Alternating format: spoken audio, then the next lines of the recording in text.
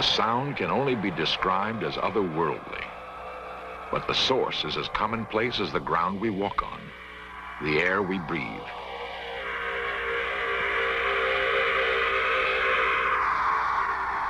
The sound comes from plants through sensitive electronic devices which translate fluctuations of energy.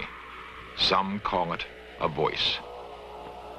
Whatever it is, it raises the astonishing possibility that plants can communicate.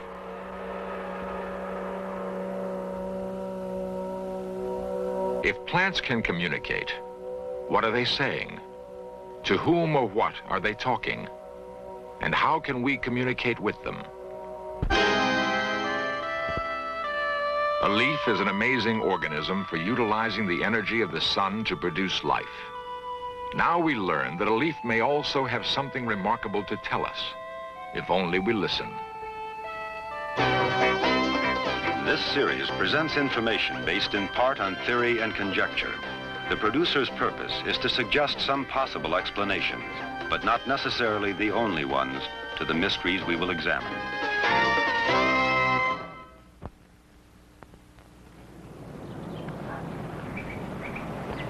You'll see that plants can tell you different stories about themselves as you feel them. That's right, they do talk. You learn how to talk to them. Okay, everybody, let's have some fun now. You take your hand and just put it above the plant and just do this slowly. Do plants feel? Children often have an easier time grasping a new concept. They tend to be less skeptical, more accepting of phenomena outside the normal range of human experience. It's an energy that the plant is sending back to you. As you have a heart. Marcel Vogel believes that plants do have feelings, feelings that man can share. But boom, boom, boom. Now plants have a heartbeat too. Plants give... Vogel is a research chemist in San Jose, California. He has devoted years to studying plant behavior with sophisticated machines and with what he calls his mind's inner eye. The green thumbs among us have always known there was more to growing things than the right alchemy of soil, water, and sunshine. They seem to have some special communion with plants, an ability to make them thrive. The so-called brown thumbs don't seem to be able to do that. Yet they sometimes laugh when the green thumbs talk lovingly to their plants. Now we have a startling new concept that these simple life forms have been listening, and are listening still. No room decor is considered complete these days unless it includes something green and living. It may just be a fad, or the urban dweller's minor rebellion at too much steel and concrete. Or the roots may be deeper, touching something forgotten in many of us. Whatever it is, plants are big business, and trained minds are beginning to pay attention to a mysterious new aspect of the green world around us. The Denver Botanical Garden provides a unique environment for plants. Music played a major role in an experiment with green life, which startled the scientific community. The experiment led to the astonishing conclusion that plants have perceptions not unlike human senses, and that they respond dramatically to certain sounds. Dorothy Retallick's passion is music. After raising her family, she returned to college to complete her degree in that subject. She also studied biology, and a sympathetic teacher allowed her to combine her two interests in one project. Mrs. Retallick had always felt an affinity for plants. They were as much a part of her world as music. Mrs. Retallick theorized that in subtle ways, plants might share her sensitivity to sound. Harsh music had always bothered Mrs. Retallick. Could it be that plants also preferred one sound to another?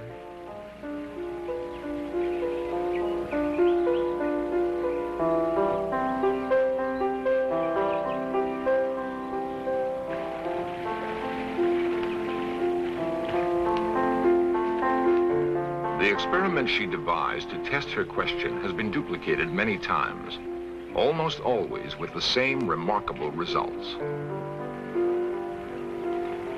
I always used 75 plants in every experiment. There were some vegetable plants, some flowering plants. I used green beans, squash. For the filming, used our Colorado carnations, petunias, marigolds. I used a great many different kinds of plants, so it is not just by chance that these things are happening.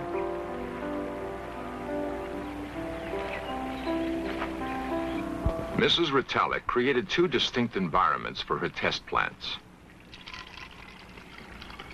Water levels were kept the same in both. Temperature and lighting were identical. Only one element was different. Semi-classical music was played into one. Hard rock into the other. In the chamber with soft music, the plants leaned toward the speaker, seeming to draw strength from the melodious sounds.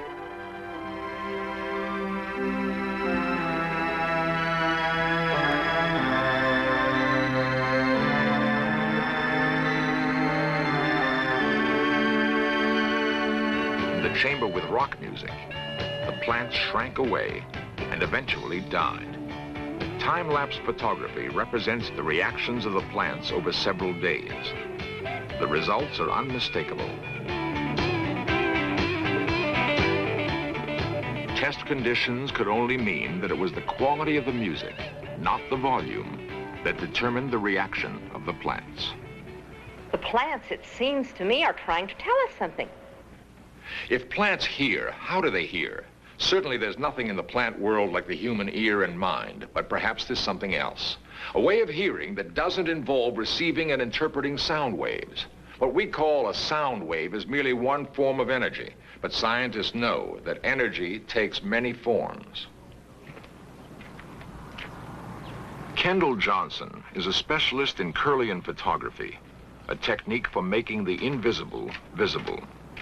Kirlian photography is the popular name for maybe what is better known as electrical photography. Think about putting a leaf on a piece of film, lay the film on the dresser, the table in your house, and sneak up on the little leaf and spark it. And when you develop the film in the normal way, what results is an image on the film that looks very much like the leaf.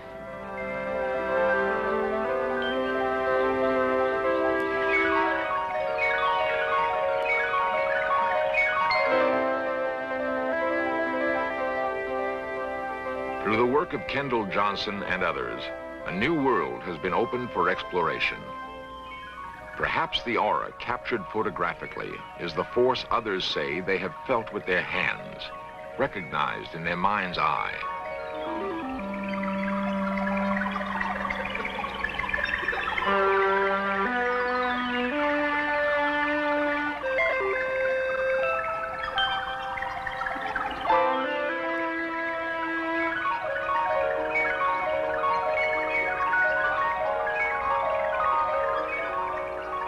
One fantastic experience we had was simply photographing the discharge that takes place in the atmosphere, in the air.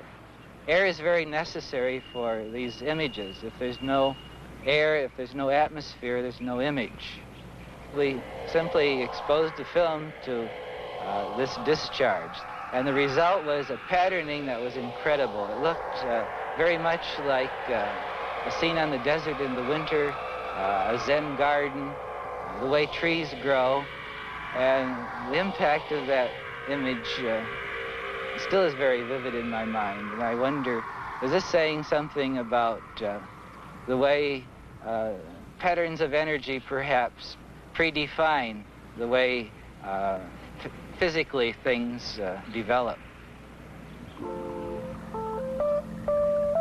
Kirlian photography not only creates these beautiful designs of energy, but it becomes very interesting when people interact with objects when these images are made.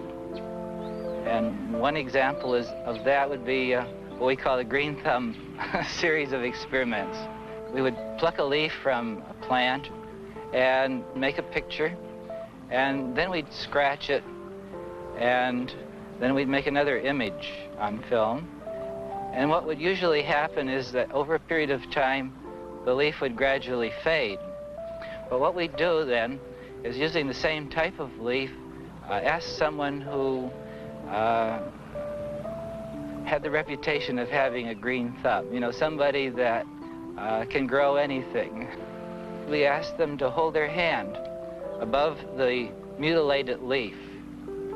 And with many of these people, rather than the leaf becoming dimmer, it actually became more brilliant. The profound implication is that the energy depicted by Kirlian photography works both ways. The finger of someone noted for skill and sensitivity with plants has a bright aura. The finger of a person who's had little success with plants represents a marked contrast. Maybe having a green thumb or a brown thumb means more than anyone realized, that a touch can convey as much information as volumes of words.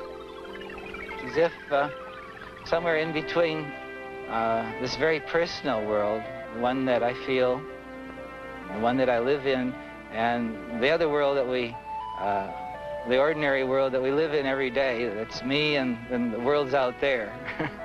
There's this whole new other possibility, and that's very exciting. Can plants also speak? If so, can we learn to decipher this other voice?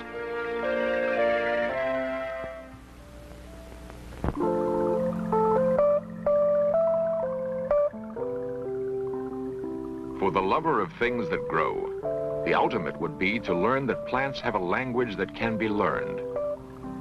It would satisfy the needs of those who touch and complete that miraculous chemistry between man and plant.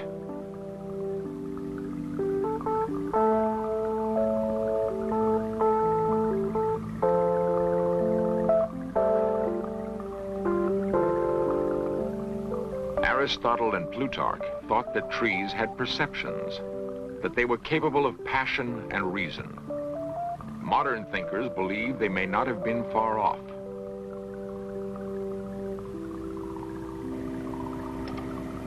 Cleve Baxter has spent more than 25 years researching the behavior of plants.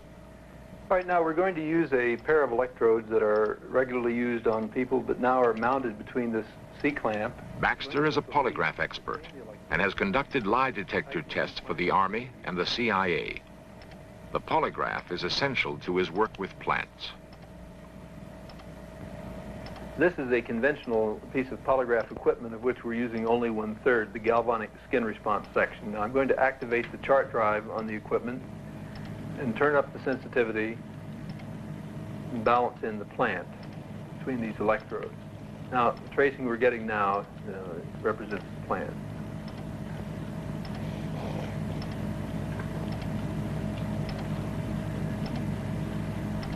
All right, now I'm going to take a scalpel and try to get underneath the skin level of my hand, see if the pain first of cutting causes any change in the plant. It is an experiment Baxter has performed many times. By inflicting pain on himself, he hopes to register some reaction in the plant. It is proof, Baxter feels, of perception on an elemental level. All living things, he believes, react to the pain of another. For whatever reason, the experiment fails. Perhaps Baxter has performed it too often. His reaction may not have been genuine. Baxter now tries the experiment with In Search of staff member Kay Hoffman. I'm going to balance this in and turn it to automatic 0 in this case. And let it quiet down. He calibrates the machine, this time in hope of achieving a response from the plant to the cutting of Kay's hand with a scalpel. You got a hand to spare? Right here? All right. now what I'm going to do is just to cut a little bit here. When you feel this, the thing that was going fairly calm is now going pretty wild. I think the plant is tuned into your apprehension pretty nicely. Now let's see if it's tuned into this.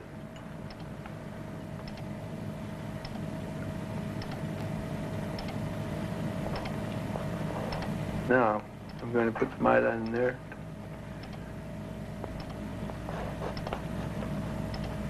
This time, the results were positive. The plant has reacted in some way. Baxter can only conclude that it is a reaction to the pain felt by another living thing. All right, now, let me take a look at this with you. This is sort of interesting because through here, we were doing nothing that related to this, and then we decided to ask you if you would sit down and let us cut your hand. And right here is where you had the invitation to sit down and your apprehension of doing so. And here's where I'm starting the cutting. And actually, your apprehension is worse than my putting the iodine in, which apparently didn't hurt too much. In fact, the thing quieted down while that was happening. But the idea of being cut, the cutting itself, caused it to go into this vibratory thing. So all the way through here, you can see the changes that you may be able to match to your own mental set. Cleve Baxter is concerned not only with plants, but with primary perception in all simple life forms.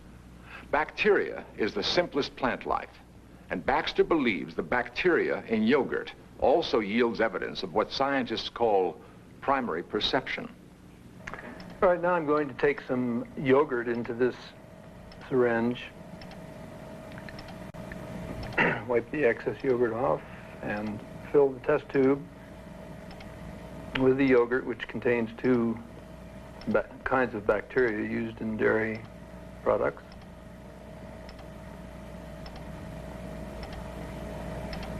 And I'm going to take the two silver wires that are being held and clamped into place by this little device, put the two silver wires down into the yogurt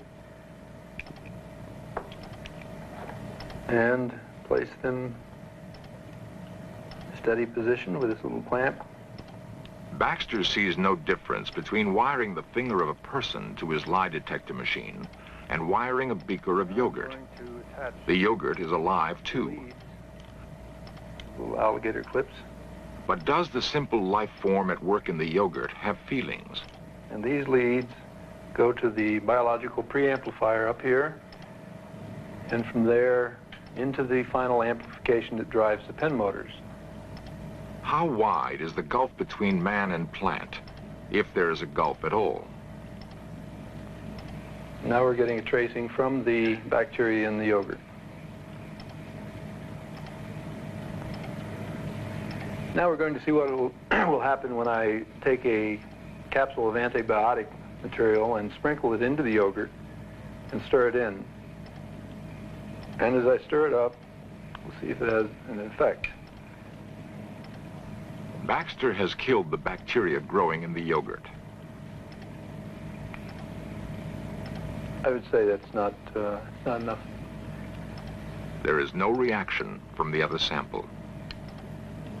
He begins again with a fresh beaker and a different experiment. All right, now I'm going to take some milk, and on the count of 5, pour the milk into the yogurt that I have in this beaker. Stir it up, and usually it takes maybe 15 or 20 seconds for the bacteria to find the nutrient. See what happens.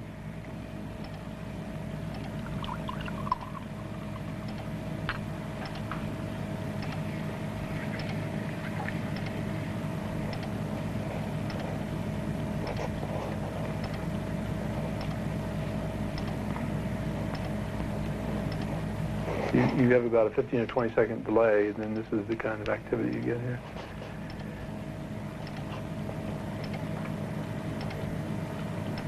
Well, what I suspect is going on is that this yogurt is being fed the nutrient, and the other yogurt is trying to find its own nutrient. It's not making out.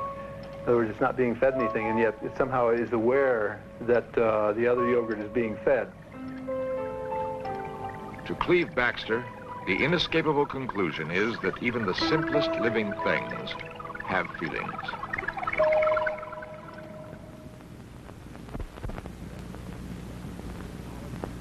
If you've ever awakened in the night with the knowledge that something has happened to someone you love and found out you were right, you might have wondered who or what was the messenger. One intriguing idea presented by this trip through a world of other voices is the possibility that plants carried the message. Apparently, plants feel and hear and speak to each other. Can they talk to us? It's clear we have a lot more to learn by deciphering these other voices, by listening with the patience this green world has apparently lavished on us for so long.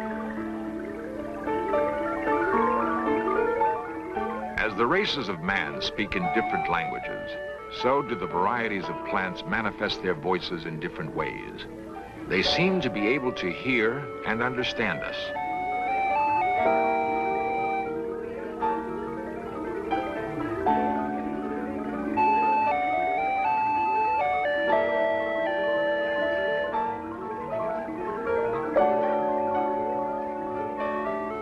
For the time being, however, we must listen to them through our machines.